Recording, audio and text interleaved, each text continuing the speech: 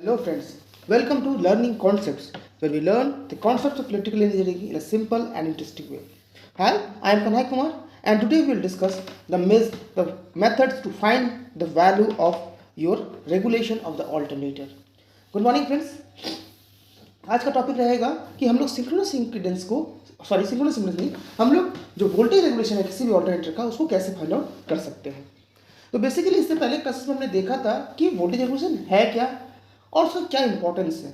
तो थोड़ा सा ओवरव्यू करते हैं कि वोल्टेज रेगुलेशन का मतलब क्या होता है कि आपका जो भी आपका आउटपुट है उसका वेरिएशन कितना हो रहा है जब हम मशीन को नो लोड से फुल लोड में ट्रांसफर कर रहे हैं। आइडियली किसी भी मशीन में जब उसका रेटेड लोड दिया जाता है तो आइडियली ये हम लोग मानते हैं कि उसके आउटपुट में वेरिएशन नहीं होना चाहिए, बट कितना भी आप प्रिकॉशन लें ड्यू टू सम लॉसेस कुछ पैरामीटर्स की वजह से कुछ ना कुछ आपका आउटपुट में ड्रॉप होता है और आउटपुट में आपका वेरिएशन आता है। तो प्रैक्टिकली अगर कोई मशीन लेंगे तो वहां पर आपका आउटपुट में चेंजेस आएगा, बट ये चेंजेस बहुत ज़्यादा नहीं होने चाहिए। तभी क्या होगा, मेरा लोड प्रॉपरली वर्क कर पाएगा और मशीन उस लोड को कैरी करने में सक्षम होगा। तो वोल्टेज रेगुलेशन हमें यही बताता है कि वेदर जो मशीन है वो कितना इफेक्टिव है। इफेक्टिव मतलब कि जब उसको नो लोड से फुल लोड में ट्रांसफर कर रहे हैं तो उसमें क्या वोल्टेज का ड्रॉप आ रहा है या क्या आउटपुट में चेंजेस आ रहा है। तो जिसकी वजह से हमें पता चलता है कि जो लोड हम लगा रहे हैं या फिर जो मशीन हम जिसने आउटपुट जो डिवाइस हम यूज़ कर रहे हैं वो क्या उस लोड को कैरी करने में सक्षम है या फिर हमें इसमें कुछ चेंजेस करने होंगे। तो जब भी हम लोग कहीं पे भी नया ऑल्टरनेटर या नया डिवाइस इंस्टॉल करते हैं तो सबसे पहला जो चीज़ होता है that is to find out the regulation, क्योंकि वही आपको बताता है कि आप जिस जगह पे उसका यूज़ कर रहे हैं वो कितना इफेक्टिव होगा। ठीक है, तो दैट्स वाई रेगुलेशन को फाइंड आउट करना बहुत ज़्यादा इंपॉर्टेंट रखता है। तो रेगुलेशन के बारे में डिटेल्स वीडियो आपका जैसे मैंने कहा कि पिछली क्लास में बनाया। अगर किसी वजह से किसी ने नहीं देखा है तो मैं डिस्क्रिप्शन में लिंक प्रोवाइड कर दूंगा, आप वहां जाके उस वीडियो को देख सकते हैं। तो आज का हमारा टॉपिक है कि how to find the regulation of an alternator. ठीक है, तो रेगुलेशन की अगर बात करें तो रेगुलेशन का फॉर्मूला क्या होता है, that is E0 minus V by V into 100। That means we have to find no load voltage minus full load voltage by full load voltage. ये होता है आपका रेगुलेशन का फॉर्मूला। तो बेसिकली अगर आपको कहीं पे भी रेगुलेशन निकालना है ऑल्टरनेटर का तो आपको दो चीज़ चाहिए। एक क्या चाहिए, E0 that is the no load voltage, और दूसरा चाहिए आपका V that is the full load voltage. ठीक है, नो लोड वोल्टेज और फुल लोड वोल्टेज। तो बेसिकली नो लोड वोल्टेज का मतलब जब ऑल्टरनेटर में कोई भी लोड नहीं होगा तो no load voltage find out करने का कोई दिक्कत नहीं है। आप ऑल्टरनेटर में जो भी आपका रेटेड इनपुट है वो आपको देना होगा और आप सिंपली उसके टर्मिनल का वोल्टेज आप मेजर कर सकते हैं and that will be your no load voltage. लेकिन जो बेसिक सबसे इंपॉर्टेंट चीज जो होता है that is to find out the full load voltage, वो होता है फुल लोड वोल्टेज को फाइंड आउट करना। ठीक है, तो जब फुल लोड वोल्टेज को फाइंड आउट करना है तो हमें या तो ऑल्टरनेटर में लोड लगाना होगा या फिर कोई ऑल्टरनेटिव मेथड का इस्तेमाल करना होगा। तो बेसिकली अगर हम बात करें two methods to find out the voltage regulation of an alternator तो हमारे पास बेसिकली 4 मेथड होते हैं। We have 4 methods. सबसे पहला होता है आपका direct loading method, direct loading method. ठीक है, second is your synchronous impedance method. ठीक है, सिंक्रोनस इंपीडेंस मेथड जिसको हम लोग EMF मेथड भी कहते हैं। ठीक है, थर्ड हो गया आपका, थर्ड जो है that is the magnetomotive force method, magnetomotive force method, या फिर हम लोग इसको MMF मेथड भी कहते हैं।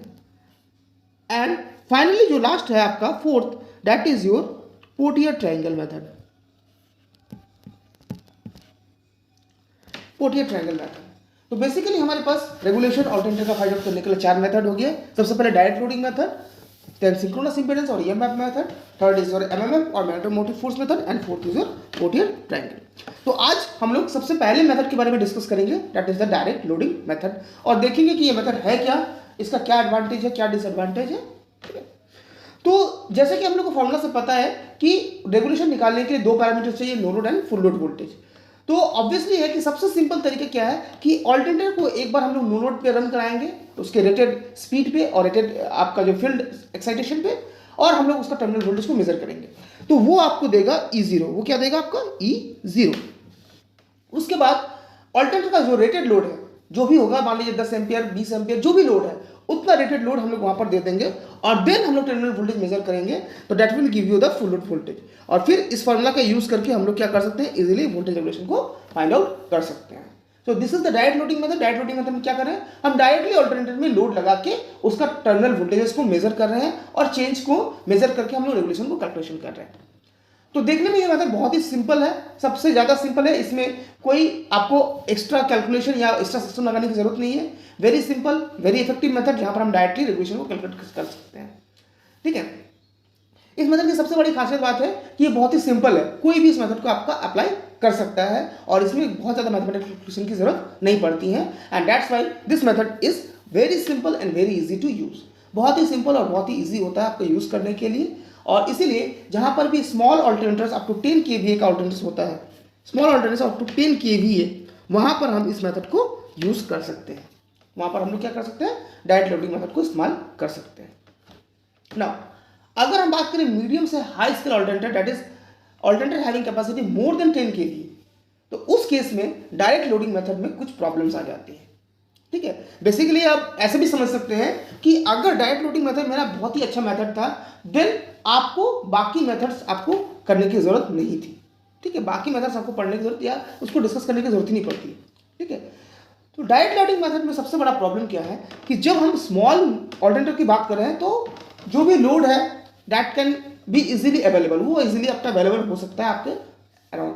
लेकिन जब मान लीजिए 100 kVA का ऑल्टरनेटर है या 1000 kVA का ऑल्टरनेटर है, उस केस में उतना ह्यूज अमाउंट ऑफ लोड एक साथ एक जगह पे अवेलेबिलिटी होना ये बहुत ही मतलब एक डिफिकल्ट टास्क है, उतना हेवी लोड को लाना।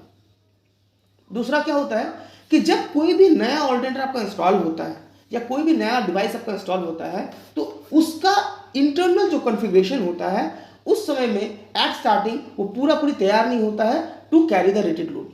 फॉर एग्जाम्पल ऑल्टरनेटर की बात करें तो ऑल्टरनेटर में जो वाइंडिंग्स है या फिर जो इंसुलेशंस है या फिर जो कोर में जो फ्लक्सेस हैं, वो उस समय में क्या होता है, उस मतलब पूरी तरह सैचुरेट नहीं होते हैं या फिर इंसुलेशन पूरी तरह ड्राई नहीं होते हैं। उसका जो इंसुलेशन का जो रेजिस्टेंस होना चाहिए, जो वैल्यू होना चाहिए, वो उस लेवल तक नहीं पहुंच पाता है। क्यों? क्योंकि जब तक उसमें करंट फ्लो नहीं होगा, फ्लक्स नहीं होगा, धीरे धीरे इंसुलेशन ड्राई नहीं होगा, तो इंसुलेशन का रेजिस्टेंस का वैल्यू उतना नहीं होता है। तो अगर हम सडनली किसी भी ऑल्टरनेटर में अगर हम सडनली लोड दे देते हैं, तो there is a very good chance कि वहां पर आपका इंसुलेशन फेलियर हो सकता है या फिर ऑल्टरनेटर में आपका सीवियर डैमेज क्रिएट हो सकता है। तो इसीलिए कभी भी किसी भी डिवाइस है, ऑल्टरनेटर हो या कोई भी डिवाइस, अगर नया डिवाइस हम इंस्टॉल कर रहे हैं तो कभी भी ये एडवाइजेबल नहीं होता है कि डायरेक्टली आप उसको फुल लोड पे रन कराइए। ठीक है, सबसे पहले उसको धीरे धीरे हम लोड देते हैं ताकि वो एडप्ट कर पाए सिचुएशन के हिसाब से और धीरे धीरे ऑल्टरनेटर अपना कैपेसिटी पे रन करे। तो सेकंड प्रॉब्लम क्या होता है कि अगर हम कोई भी ऑल्टरनेटर में डायरेक्टली अगर हम फुल लोड दे देते हैं नया ऑल्टरनेटर्स में, तो बहुत चांसेस है कि उसका ऑल्टरनेटर का जो इंसुलेशन है वो आपका फेलियर होने के चलते वहां पर आपका ऑल्टरनेटर खराब हो सकता है। ठीक है, थर्ड प्रॉब्लम क्या होता है, तीसरा प्रॉब्लम क्या है कि इन केस अगर इंसुलेशन फेलियर होता है तो स्मॉल ऑल्टरनेटर्स में तो कोई बात नहीं, लेकिन जहाँ से मीडियम से हेवी स्केल ऑल्टरनेटर्स होता है वहाँ पर बहुत हेवी एक्सीडेंट हो सकता है। क्योंकि आप बस समझ सकते हैं कि 100 एम्पियर या 200 एम्पियर का करंट फ्लैश कर सकता है तो कितना हेवी एक्सीडेंट हो सकता है, फायर लग सकता है, आपका वहाँ पर एक ब्लास्ट भी हो सकता है जिसके चलते जो ऑपरेटर्स हैं उनमें आपका लाइफ थ्रेटनिंग एक्सीडेंट्स भी हो सकता है। इसीलिए जहाँ पर भी हेवी ऑल्टरनेटर्स की बात आती है तो डायरेक्ट लोडिंग मेथड कभी भी प्रीफर नहीं किया जाता है। एंड फोर्थ जो आपका डिसएडवांटेज होता है इस मेथड का, वो सबसे इंपॉर्टेंट है। इंपॉर्टेंट किस सेंस में है कि हम लोग देखे थे कि जो टर्मिनल वोल्टेजेस में, अगर आपको आर्मेचर रिएक्शन का कॉन्सेप्ट याद होगा जिसका वीडियो हम लोग कुछ दिन पहले बनाए थे, ठीक है, तो उसमें हम लोग देखे थे कि जब हम लोग ऑल्टरनेटर का लोड में अलग अलग पावर फैक्टर का लोड लगाते हैं तो सेम कैपेसिटी लोड के लिए आपका जो उसका टर्मिनल वोल्टेज है वो अलग लगाता है। ठीक है, वो टर्मिनल वोल्टेज अलग आता है और जब टर्मिनल वोल्टेज चेंज होगा तो आपका क्या होगा, आपका रेगुलेशन भी चेंज हो जाएगा। ठीक है, तो वहां पर लोड का पावर फैक्टर बहुत ही इंपॉर्टेंट रोल प्ले करता है। तो अगर ये आर्मेचर रिएक्शन का वीडियो भी किसी ने नहीं देखा है तो वो भी मैं लिंक प्रोवाइड कर दूंगा, आप उसको जरूर देखिए क्योंकि बहुत ही इंपॉर्टेंट टॉपिक है और जिसके चलते हमें पता चलता है कि टर्मिनल वोल्टेज लोड के पावर फैक्टर पे कैसे वैरी करता है। ठीक है, तो उसको एक बार जरूर आप लोग देख लीजिएगा, मैं लिंक आपको डिस्क्रिप्शन बॉक्स में दे दूंगा। नाउ अब क्या होता है कि मान लेते हैं कि हम एक ऑल्टरनेटर लिए और उसमें एक पर्टिकुलर पावर फैक्टर का लोड से ही हम लोग टेस्ट कर सकते हैं, क्योंकि आपका जो लोड का पावर फैक्टर है वो इनफाइनाइट हो सकता है। भले ही उसका मैग्नीट्यूड सेम हो सकता है, बट उसका नेचर, उसका पावर फैक्टर आपका इनफाइनाइट हो सकता है। तो डायरेक्ट लोडिंग मेथड से जब हम टेस्ट करते हैं तो हम लोग सिर्फ एक ही तरह का लोड को ही यूज कर सकते हैं, या मैक्सिमम कुछ 2-3 तरह का लोड को इस्तेमाल करके रेगुलेशन निकाल सकते हैं, ठीक है। लेकिन प्रैक्टिकली जब उस ऑल्टरनेटर को हम लोग यूज करेंगे तो वहां पर क्या प्रॉब्लम होगा कि आपका लोड का पावर फैक्टर कभी प्री डिफाइंड नहीं होता है, वो वैरी कर सकता है, ठीक है। मान लेते हैं कि हमने एक ऑल्टरनेटर लिया और उसको टेस्ट किया at 0.8 power factor lagging load पे हमने टेस्ट किया कि इसका रेगुलेशन मान लीजिए आपका 25% आए। अगर उस ऑल्टरनेटर को हम इंस्टॉल करेंगे तो कोई जरूरी नहीं है कि लोड सेंटर में जो लोड होगा वो 0.8 पावर फैक्टर लैगिंग का ही हो सकता है, उससे कम भी हो सकता है, उससे ज्यादा भी हो सकता है, या उसका नेचर भी बदल सकता है। In that case the regulation of the alternator will vary, वो चेंज हो जाएगा। और उस केस में in spite of having test, हम लोग टेस्ट करने के बावजूद भी ऑल्टरनेटर क्या करेगा, उस लोड को कैरी करने में सक्षम नहीं हो पाएगा। तो इसीलिए डायरेक्ट लोडिंग मेथड आपका एक लिमिटेड आपको स्पेस देता है जहां पर आप रेगुलेशन निकाल सकते हैं, और इसीलिए ये मेथड बहुत ज़्यादा रिलायबल नहीं होता है, और इसीलिए ये मेथड जनरली आपका एप्लीकेबल नहीं होता है for medium to heavy scale alternators. हाँ, जहां पर स्मॉल स्केल ऑल्टरनेटर्स की बात आती है, 1 kVA 2 kVA 10 kVA तक का, वहां पर क्या होता है कि इतना ज़्यादा पावर फैक्टर के हिसाब से आपका वोल्टेज का वेरिएशन होता है, लेकिन बहुत ज़्यादा नहीं हो पाता है क्योंकि लोड का मैग्नीट्यूड कम है। इसीलिए वहां पर हम लोग डायरेक्ट लोडिंग मेथड को प्रीफर करते हैं। दूसरा क्या है कि डायरेक्ट लोडिंग मेथड बहुत ही सिंपल है, सस्ता है, और मतलब इजी टू यूज है। इसीलिए स्मॉल स्केल ऑल्टरनेटर्स में बाकी मेथड्स की अपेक्षा ये मेथड ज़्यादा इकोनॉमिकल हो जाता है और ज़्यादा टाइम सेविंग होता है, ठीक है। तो इसीलिए small scale alternators up to 10 kVA में हम डायरेक्ट लोडिंग मेथड को ही प्रीफर करते हैं, अगर वो बहुत ही सेंसिटिव जगह पे यूज ना करना हो और हमारे पास अगर उतना कैपेसिटी है, तब उस केस में भी हम लोग डायरेक्ट लोडिंग मेथड को प्रीफर नहीं करते हैं, ठीक है। तो जहां पर आपका medium to heavy scale alternatives आ जाएगा, वहां पर हम लोग डायरेक्ट की जगह पे हम लोग क्या यूज करेंगे, we will use the indirect method. हम लोग क्या यूज करेंगे, इनडायरेक्ट मेथड। और इनडायरेक्ट मेथड का मतलब क्या हो गया, यहां पर डायरेक्टली हम ऑल्टरनेटर पे लोड नहीं लगाते हैं, we are not applying any load to the alternator, क्योंकि जो भी प्रॉब्लम हो रहा है वो लोड लगाने से हो रहा है। तो हम लोग को यहाँ पर इनडायरेक्ट वे में हम लोग को क्या करना पड़ेगा, रेगुलेशन कैलकुलेट करना पड़ेगा विदाउट क्रिएटिंग एनी लोड। तो इनडायरेक्ट मेथड में आपका 3 मेथड आता है, जैसे जिसमें आता है आपका सबसे पहला synchronous impedance method. First is your synchronous impedance method, जिसको हम लोग ईएमएफ मेथड कहते हैं। दूसरा है आपका मैग्नेटोमोटिव फोर्स मेथड, जिसको हम लोग एमएमएफ मेथड भी कहते हैं। और थर्ड है आपका पोर्टियर ट्रायंगल, ठीक है, पोर्टियर ट्रायंगल। तो ये तीनों मेथड आपका आता है इनडायरेक्ट मेथड में, और इन तीनों मेथड में कॉमन क्या है कि यहाँ पर हम लोग डायरेक्टली कोई भी लोड नहीं लगाते हैं ऑल्टरनेटर में टू फाइंड द रेगुलेशन।